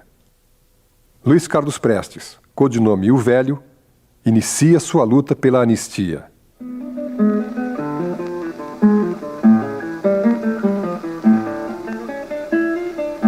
Eu peço a todos, portanto, que me acompanhem num brinde pela vitória da democracia do Brasil e nos demais países vizinhos da América Latina. Я поднимаю этот тост за будущую победу демократии в Бразилии и во всех странах Латинской Америки. Foram os melhores 10 anos da minha vida foram em Moscou, em convivência com a família e com o velho junto. Foi onde a família se reunia e sempre estavam juntos. No domingo, que estava o feriado que tinha em casa, que era o almoço, toda a família junta. E depois os colegas dos meninos, as pessoas que nos visitavam. Foi assim que foi a minha convivência durante esses anos com o Prestes. Olha, quando eu conheci o meu pai, que fui realmente apresentado, foi só em Moscou mesmo, né? Aqui no Brasil, quando a gente ia visitá-lo, eu chamava ele de tio, não chamava ele de pai, né? E lá em Moscou, quando ele de repente apareceu, aquele homem que ficava trancado no escritório, né, lendo o tempo todo, era uma relação um pouco fria, não era uma relação assim de pai, mesmo porque eu não tinha esse costume, né, de ter, sempre era a convivência mais com a minha mãe, né, e tudo que a gente tinha que resolver, tudo que a gente precisava era mais com a minha mãe. E o meu pai participava de uma forma mais passiva. Para mim foi uma coisa louca, entendeu? Eu falei assim, como eu tenho pai, e onde é que ele estava esse tempo todo? Aí foi que eu comecei a me interessar pela história, o que estava acontecendo, por que eu não conhecia. Eu fiquei muito frustrada ao mesmo tempo, saber que eu tinha e não pude curtir isso. A minha relação, primeiro, a relação de todos nós como filhos foi muito difícil. Primeiro que ele foi um pai, quer dizer, não muito presente. Não muito presente porque aquele momento exigia que ele trabalhasse e fosse um militante mais do que pai. E por isso, nenhum dos nossos irmãos pode dizer que ele foi um pai exemplar. Foi um pai ausente.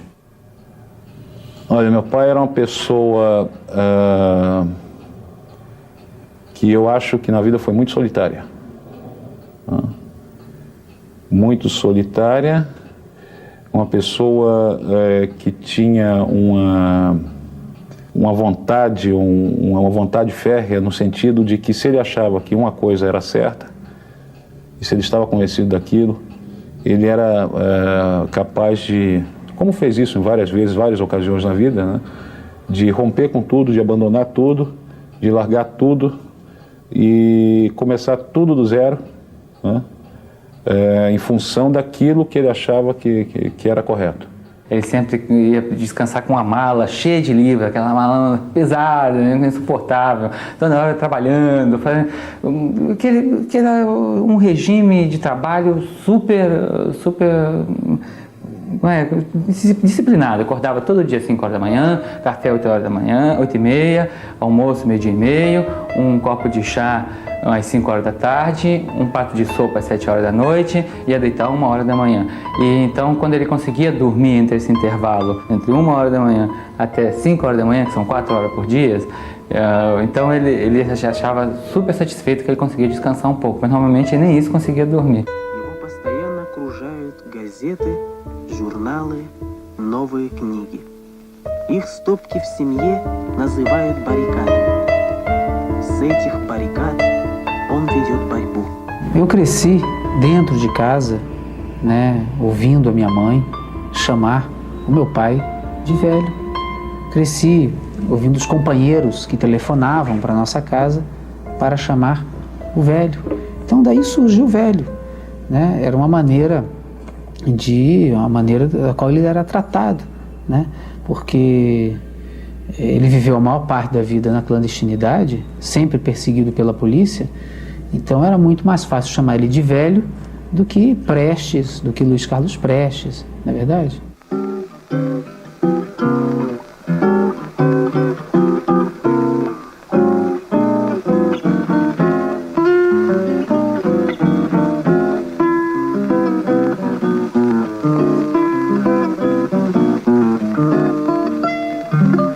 Assim, olha só, ele nunca fez isso comigo e com os netos ele ficava brincando, ficava engatinhando pela casa com as crianças, sentava no colo, pegava os livros, lia, entendeu? E com a gente ele nunca fez isso, nunca teve oportunidade de fazer.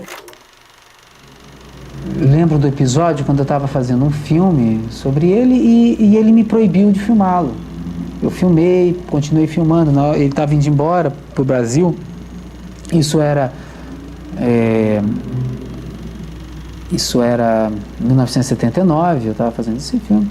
Ele proibiu de filmar, eu filmei, ele despediu-se de todo mundo, mas eu pensei que ele não ia se despedir de mim, mas de repente ele veio, me abraçou e disse: eu quero te parabenizar porque você fez justamente aquilo que eu te proibi. E na vida, né, se nós achamos que nós temos que fazer alguma coisa, por mais que alguém proíba, nós temos que ter determinação para fazer aquilo que a gente acredita.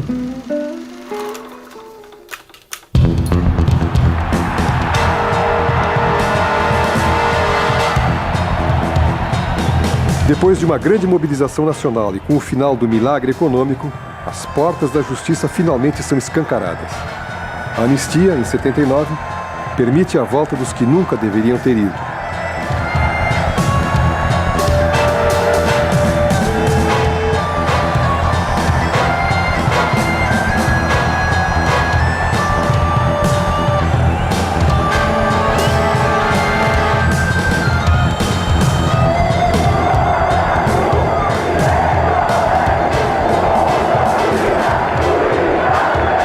Pressionado pela opinião pública, o regime militar dá início a um lento processo de abertura que acaba culminando com eleições presidenciais 10 anos depois. Que documento é esse? Vamos abrir. Vai com quem? O documento é sua. Mais tarde eu digo a vocês. Depois de 35 anos como secretário-geral, o velho capitão, o velho cavaleiro, se separa de sua espada. O que diz exatamente o documento? Nada tenho a dizer agora, depois eu direi. Precisa terminar. Em conflito aberto com a alta direção do partido, o velho resolve se desligar do PCB. O senhor assumiu a responsabilidade de realmente... Vamos ver depois eu direi. E em março, depois de várias tentativas de pedir demissão do cargo de secretário-geral, meu pai declara que se considera afastado do cargo de secretário-geral, já que ele não pode tomar a decisão que ele acha necessária. Formalmente, meu pai ainda está como cargo de secretário-geral porque é só o Congresso que poderia destituir ele, mas na realidade ele já estava afastado da direção, já não queria ter contato direto com a direção e volta ao Brasil já não sendo secretário-geral. Esse é um fato interessante que é muito pouco divulgado. Prestes nunca foi expulso do partido. Não, nunca foi. Embora sempre se quisesse ser dito, isso não houve a expulsão. Pode até ter aquilo que pode se argumentar. Ele se encontrava tão distanciado do partido, ele se encontrava tão confrontado, tão atritado, que aquilo dali provocava a sua saída. Mas não houve aquilo que comumente tinha nos partidos, nos nossos partidos e também no nosso PCB, a decisão da expulsão. Fui eu que rompi e não compareci mais às reuniões do Comitê Central. Posteriormente, já no Brasil, o Comitê Central reuniu-se em maio de 1980 e me destituiu da Secretaria-Geral do partido. A CUT da Grande São Paulo chama para falar no 1º de maio um companheiro que representa a tradição dessa luta. A tradição viva dessa luta, o companheiro Luiz Carlos Prestes.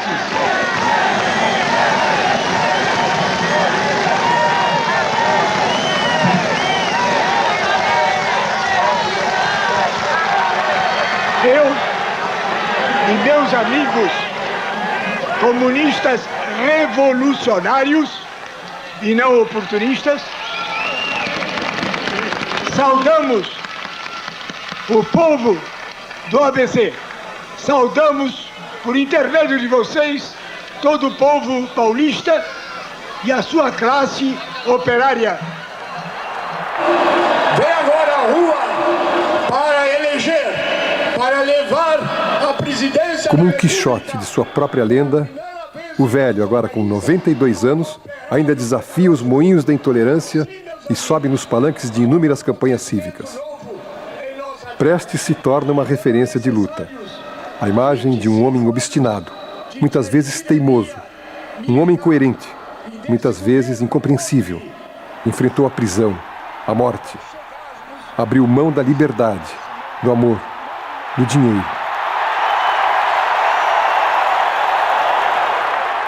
O velho cultivou uma causa.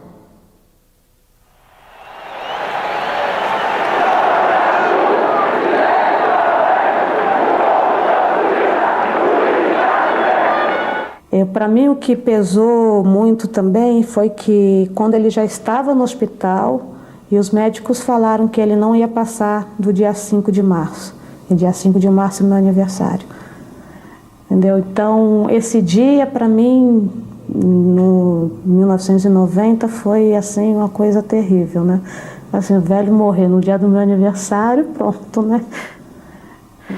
E aí ficamos todos lá no hospital e eu lembro, ele já não falava mais, mas estava consciente, só que não conseguia falar. E quando eu cheguei e falei que era eu que estava ali com ele, ele apertou minha mão bem forte, eu senti que ele estava me desejando feliz aniversário. Foi a única pessoa que me deu feliz aniversário aquele dia.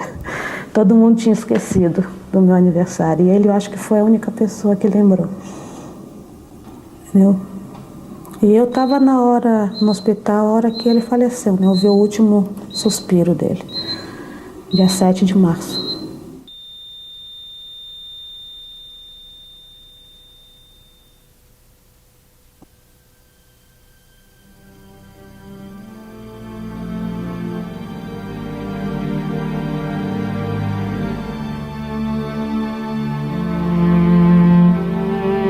Luiz Carlos Prestes calejou suas mãos no preparo da terra.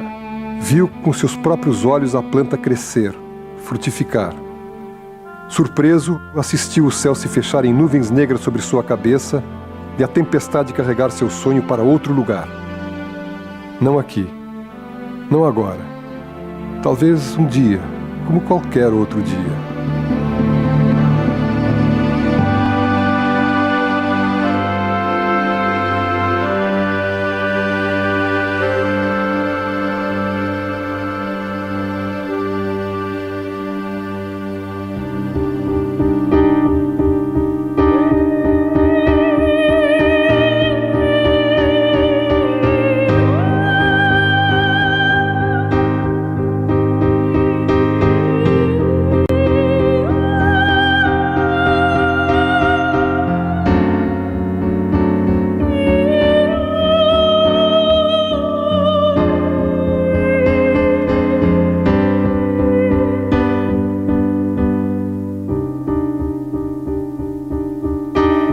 O jardim estava em rosa ao pé do sol, deixando por tudo uma presença de água. Tudo limpo, que nem toada de flauta. A gente, se quisesse, beijava o chão sem formiga. A boca roçava mesmo na paisagem de cristal. As sombras se agarravam nos folhedos das árvores, tal qualmente preguiças pesadas. Tinha um sossego tão antigo no jardim, uma fresta tão de mão lavada com limão, que desejei. Mulher não desejei, não. Desejei. Se eu tivesse a meu lado, ali passeando, suponhamos Lenine, Carlos Prestes, Gandhi, um desses, na doçura da manhã quase acabada, eu lhes falava cordialmente. Se abanque um bocadinho, coisa assim que pusesse um disfarce de festa no pensamento dessas tempestades de homens.